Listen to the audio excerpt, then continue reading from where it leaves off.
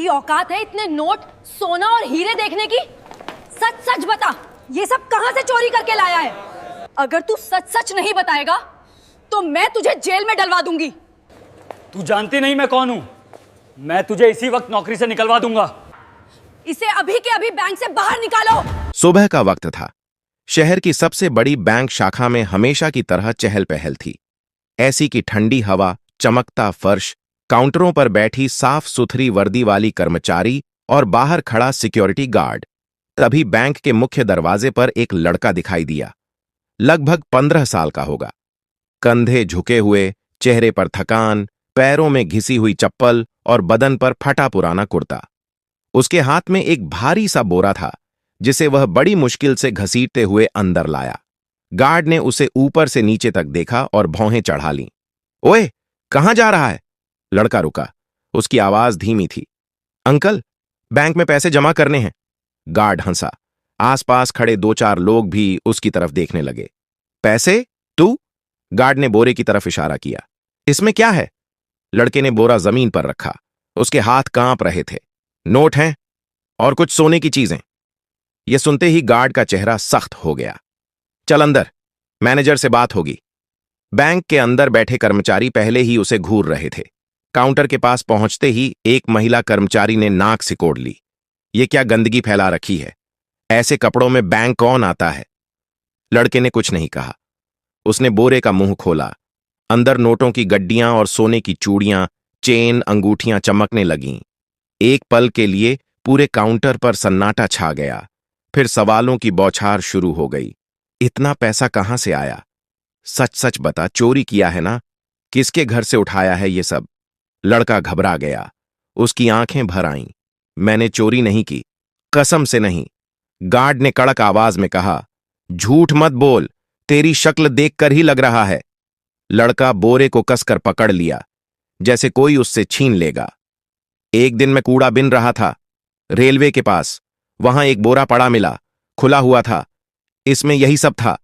मैंने किसी का नाम लिखा ढूंढा, कोई कागज नहीं मिला। मैंने पुलिस के बारे में सोचा, लेकिन उसकी आवाज टूट गई। मेरी मां बहुत बीमार है। अस्पताल वाले कह रहे हैं कैश नहीं लेंगे, पहले बैंक में जमा करो। इसीलिए मैं यहां आया हूं। कुछ लोग हंस पड़े। वाह, कहानी भी बना ली। महिला कर्मचारी ने तिरछी नजर से देखा। अगर यह सब तेरा नहीं है तो तू यहां क्यों लाया? पुलिस को बुलाएं। यह सुनते ही लड़का डर गया। प्लीज पुलिस मत बुलाइए, मेरी मां अकेली है। अगर मैं फंस गया तो? वह बोल नहीं पाया। उसकी आंखों से आंसू गिरने लगे। बैंक के अंदर खड़े लोग उसे ऐसे देख रहे थे जैसे वह कोई अपराधी हो। किसी ने यह नहीं सोचा कि इतना छोटा लड़का इतना भारी बोरा लेकर क्यों आया होगा। किसी ने यह नहीं पूछा कि उसकी मां कैसी है।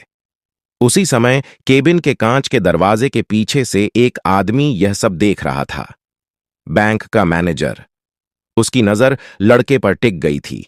फटे कपड़े, डरा हुआ चेहरा और बोरे में भरा पैसा। उसका दिल अचानक तेज धड़कने लगा।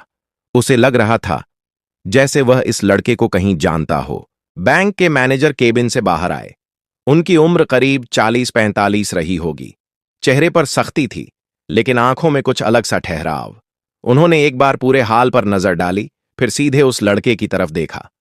क्या हो रहा है यहां? उनकी आवाज शांत थी, लेकिन असरदार।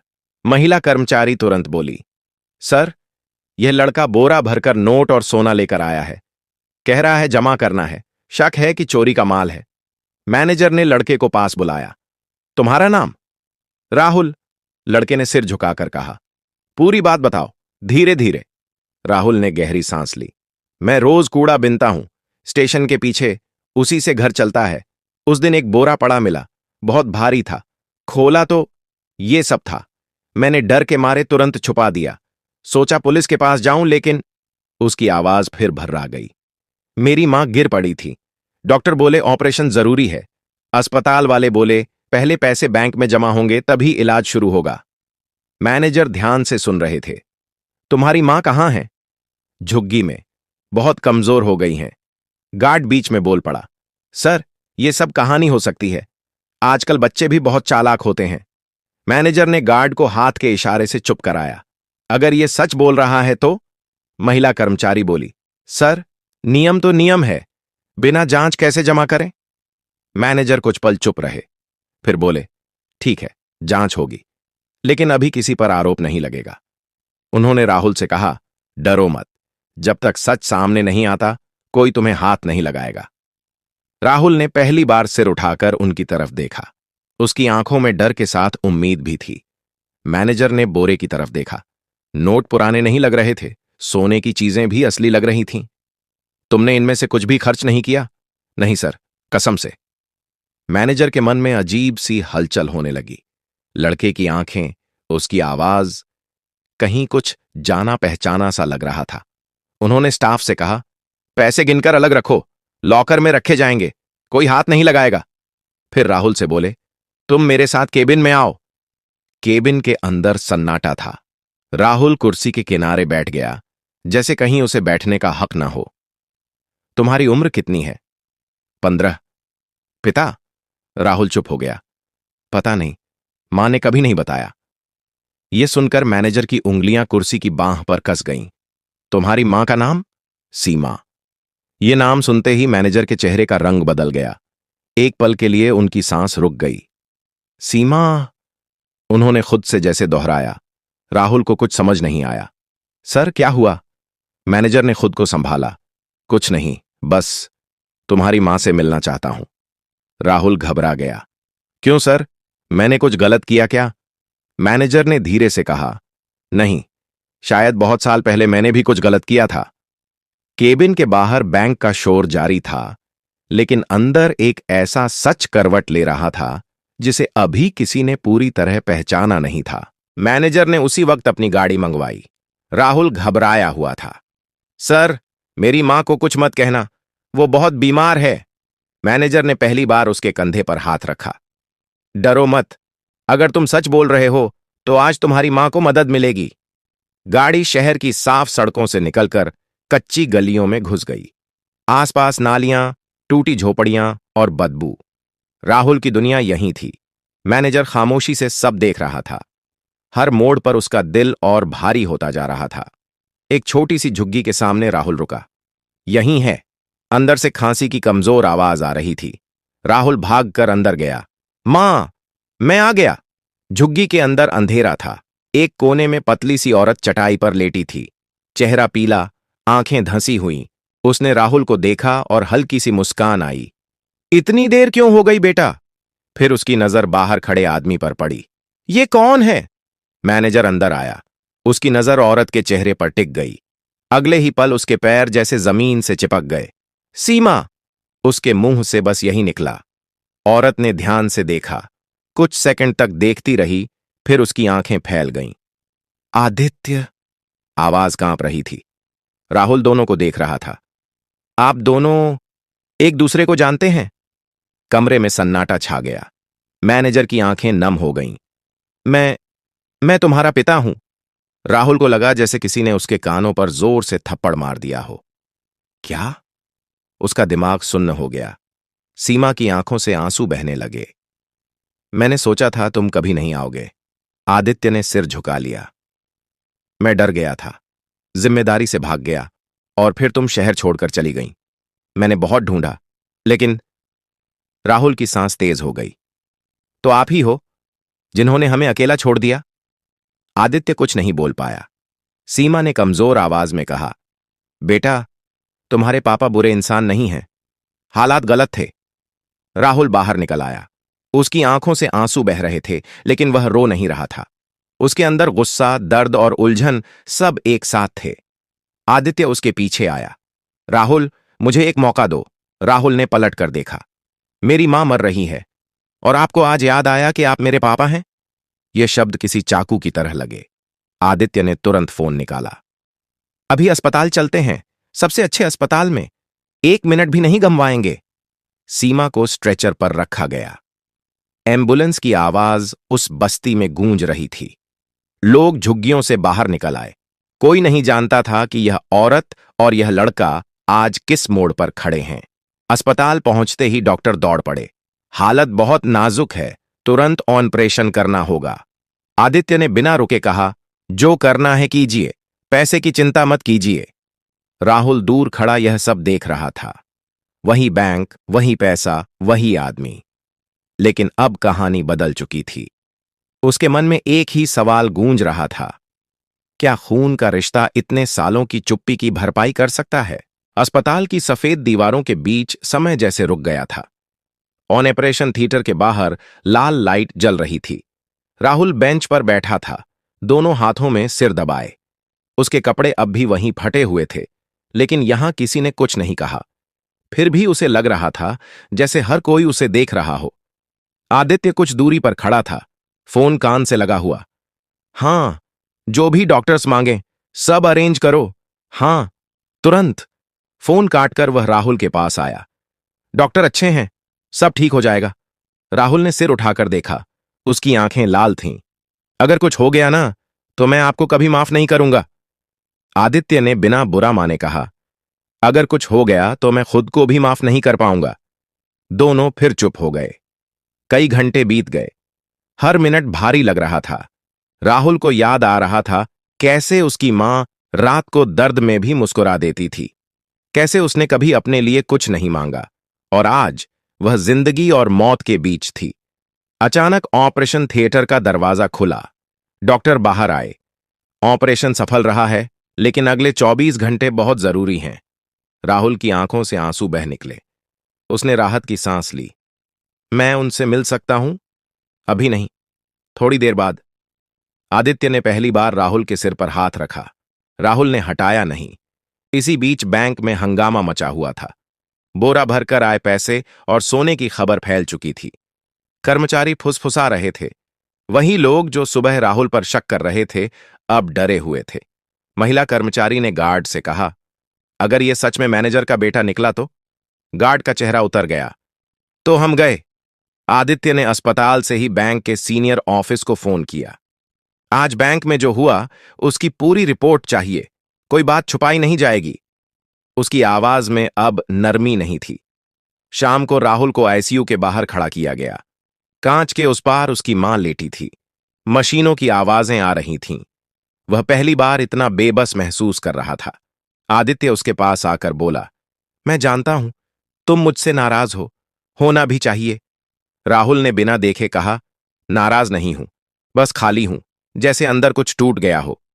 आदित्य के पास इसका कोई जवाब नहीं था। कल, आदित्य बोला, कल हम फिर बैंक जाएंगे।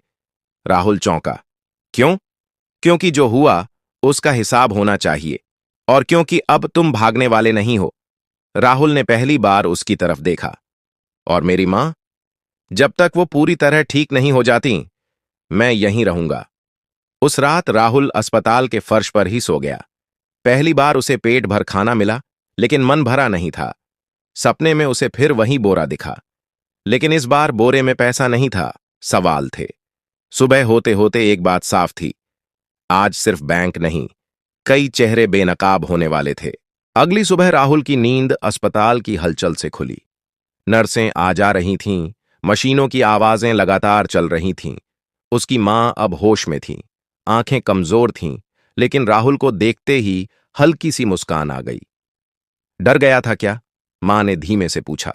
राहुल ने सिर हिला दिया। अब सब ठीक हो जाएगा मां। वह झूठ नहीं बोल रहा था। पहली बार उसे ऐसा लग रहा था कि हालात उसके हाथ से पूरी तरह फिसल नहीं रहे।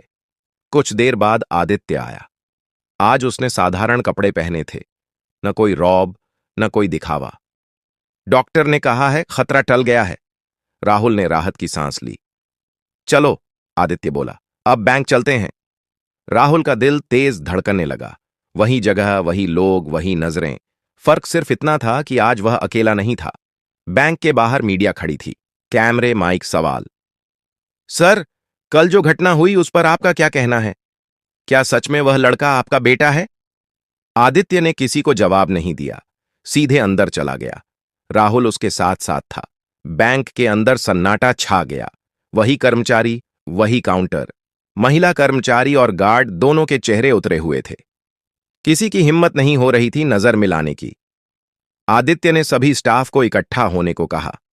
कल जो हुआ वह सिर्फ एक लड़के के साथ नहीं हुआ, वह हमारे सिस्टम की सच्चाई थी।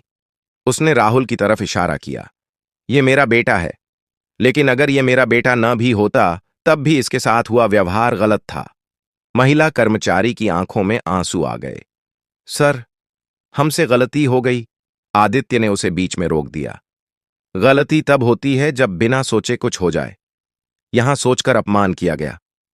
गार्ड का सिर झुका हुआ था। आदित्य ने साफ शब्दों में कहा, आप तीनों को तत्काल प्रभाव से निलंबित किया जाता है, जांच पूरी होने तक। पूरा बैंक खामोश था। फिर आदित्य ने राहुल से कहा, तुम्हें कुछ कहना है? राहुल आगे बढ़ा। उसकी आवाज कांप रही थी, लेकिन शब्द साफ थे। मैं चोर नहीं हूं, मैं सिर्फ अपनी मां को बचाना चाहता था। अगर मेरे कपड़े अच्छे होते तो शायद आप लोग मुझसे ऐसे बात नहीं करते। कई कर्मचारियों की नजरें झुक गईं। राहुल ने बोरे की तरफ देखा जो अब टेबल पर रखा था। यह पैसा आज भी मेरा नहीं है। जिसने भी खोया है उसे लौटाया जाएगा। आदित्य ने सिर हिलाया। और जब तक असली मालिक नहीं मिलता यह पैसा सुरक्षित रहेगा। बैंक के बाहर खड़े लोग यह सब देख रहे थे।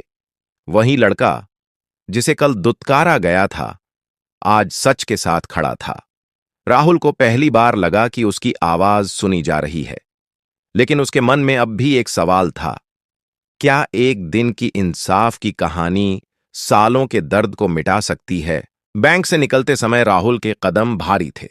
आज उसे इंसाफ मिला था, लेकिन मन के भीतर कई गांठें अब भी खुलनी बाकी थीं। आदित्य ने चुपचाप उसके साथ चलना ठीक समझा। न कोई सवाल, न कोई सफाई। अस्पताल लौटते ही डॉक्टर ने बताया कि राहुल की मां की हालत स्थिर है, लेकिन पूरी तरह ठीक होने में समय लगेगा। दवाइयां, देखभाल और आराम जरूरी था। राहुल ने राहत की सांस ली। शाम को आदित्य ने पुलिस को बैंक बुलाया। बोरे में मिले पैसे और सोने की पूरी जानकारी दी गई। जब तक असली मालिक नहीं मिलता यह सब सरकारी कस्टडी में रहेगा, इंस्पेक्टर ने कहा। राहुल को थोड़ी घबराहट हुई। अगर मालिक कभी नहीं मिला तो? आदित्य ने जवाब दिया, तो कानून अपना फैसला करेगा, लेकिन तुम्हें डरने की जरूरत नहीं है। तुमने सही किया। पुलिस ने राहुल से भी सवाल पूछे। उसने वही बात दोहराई जो पहले बता चुका था। स्टेशन के पास कूड़ा बिनते वक्त बोरा मिलना, घर ले जाना, किसी कागज या पहचान का न मिलना और फिर मां की तबीयत बिगड़ना। इंस्पेक्टर ने गौर से सुना। तुमने इसे बेचने की कोशिश क्यों नहीं की? राहुल ने सीधा जवाब दिया, क्योंकि यह मेरा नहीं था। यह सुनकर इंस्पेक्टर ने आदित्य की तरफ देखा और सिर हिलाया। अगले कुछ दिनों में खबर फैल गई। लोग राहुल के बारे में बात करने लगे। कोई उसे ईमानदार कह रहा था, कोई किस्मत वाला। लेकिन राहुल को इन बातों से ज्यादा फर्क नहीं पड़ता था। उसकी दुनिया अभी भी उसी अस्पताल के कमरे तक सिमटी हुई थी। एक दिन अचानक पुलिस का फोन आया। बोरे के असली मालिक का पता चल गया है। आदित्य और राहुल दोनों थाने पहुंचे। वहां एक बुजुर्ग दंपति बैठे थे। उनकी आंखें लाल थीं। वह बोरा हमारा है, आदमी बोला। हमने जमीन बेचकर पैसे और जेवर रखे थे। ट्रेन में उतरते वक्त गलती से दूसरा बोरा उठ गया। सबूत मिलते ही मामला साफ हो गया। बोरा उन्हें लौटा दिया गया। बुजुर्ग औरत राहुल के पास आई। बेटा, अगर तुम ना होते तो हमें सब खोना पड़ता। उसने राहुल के हाथ में कुछ पैसे रखने चाहे, लेकिन राहुल ने हाथ पीछे कर लिया। मुझे कुछ नहीं चाहिए। आदित्य ने पहली बार दिल से मुस्कुराकर बेटे को देखा। उसी रात राहुल ने मां से सब कुछ बता दिया। पिता, बैंक, सच्चाई। सीमा ने उसकी बात शांति से सुनी।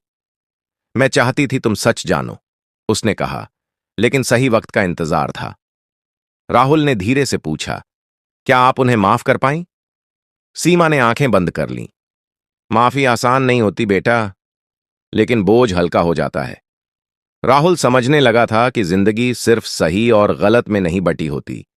कई बार लोग हालात से हार जाते हैं। अब कहानी अपने आखिरी मोड़ की तरफ बढ़ रही थी, लेकिन अभी एक फैसला बाकी था। राहुल का भविष्य किस दिशा में जाएगा?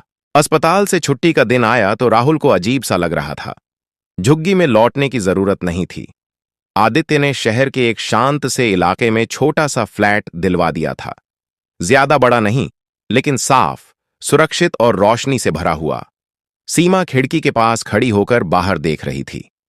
इतनी शांति की आदत नहीं है, उसने हल्की मुस्कान के साथ कहा। राहुल चुप था। उसके अंदर खुशी और डर दोनों साथ थे। मां, अब सब बदल जाएगा ना? सीमा ने उसका हाथ थाम लिया। बाहरी चीजें बदलेंगी, इंसान वहीं रहेगा अगर तुम चाहो तो। आदित्य ने राहुल का एडमिशन एक अच्छे स्कूल में करवाया। फॉर्म भरते वक्त एक सवाल आया, पिता का नाम। कलम कुछ सेकंड हवा में रुकी रही। अगर तुम चाहो तो, आदित्य ने धीरे से कहा। राहुल ने कागज देखा, फिर मां की तरफ। मैं अपना नाम नहीं बदलूंगा, मैं राहुल ही रहूंगा। आदित्य ने बिना बहस सिर हिला दिया। ठीक है। स्कूल का पहला दिन आसान नहीं था। नए कपड़े थे, नई किताबें थीं, लेकिन पुराने डर भी साथ थे।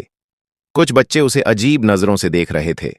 किसी को पता चल गया था कि वह वही लड़का है जिसकी खबर टीवी पर आई थी।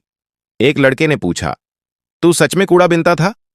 राहुल ने सीधा जवाब दिया, हां, और अब पढ़ता हूं। बस इतना ही। धीरे धीरे चीजें बदलने लगीं। राहुल पढ़ाई में अच्छा निकला।